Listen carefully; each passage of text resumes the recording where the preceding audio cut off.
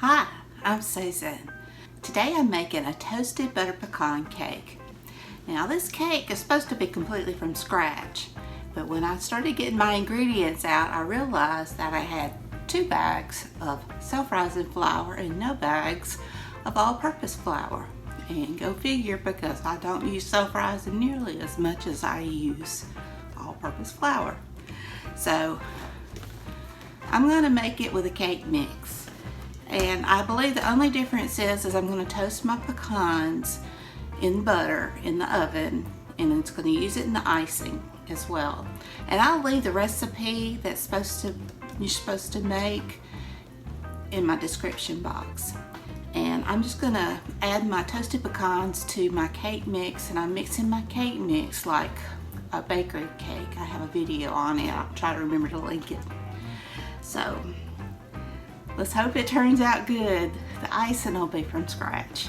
So without further ado, let's get started. Now I've got 3 tablespoons of melted butter and 1 1/3 cups of chopped pecans. And this is going to be divided, but I'm going to toast them all together. Now I'm just going to pour my butter over my pecans and mix them really well. I have my oven preheating to 350 degrees, and the recipe says to just spread them out on the pan and toast them for about 15 minutes, turning them. And it only took about 9 minutes in my oven. When you start smelling the pecans, you want to take them out. Okay, for this icing recipe, I need 4 tablespoons of softened butter, 3 cups of sifted powdered sugar, and that means I sifted it before I measured it. I need 2 1/2 tablespoons of cream and 1 teaspoon of vanilla. And just so you know, when you see my bowl, I'm using the mixing bowl that I sifted my sugar into. Now you want to put your butter and your sugar, your vanilla, and start off with about 2 1/2 tablespoons of your cream. And you just want to beat that real good until it's smooth. I ended up having to add more cream, and I probably could have even added even more. So just kind of your best judgment. You want it to be creamy and spreadable.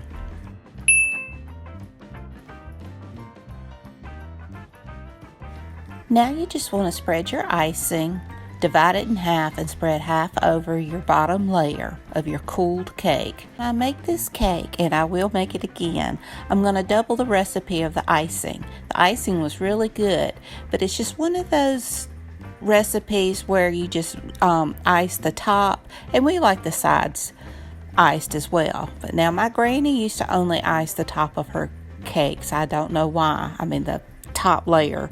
She never iced the sides.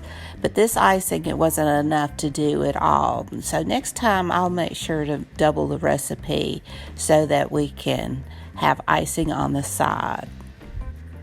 Now once you finish icing your cake, you want to add the 1/3 cup of toasted pecans and put them over the top. The other cup went into the cake batter. And here's what the cake looked like once it was finished.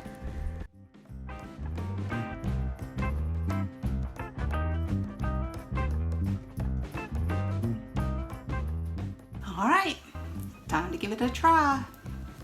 Now, if you want to ice the sides of your cake, you'll have to double the recipe. I hadn't made it before, so I didn't know. But my granny used to never put icing on the sides of her cake. I don't know why, but I probably would next time. Let's see what it tastes like.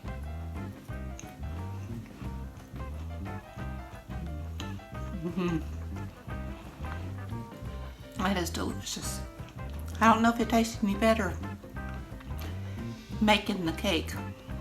I'll have to try it. And if you try it, let me know how it goes. I hate I didn't have the flour. I've always liked a cake mix better than the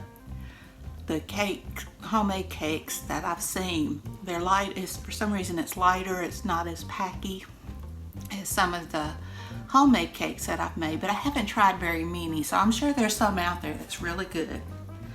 So I hope you enjoyed this video. If you did, please give me a thumbs up. Hit that subscribe button if you haven't. Ring that bell so you can be notified when I upload new content. Leave a comment. Tell me what you think. And until next time, bye y'all.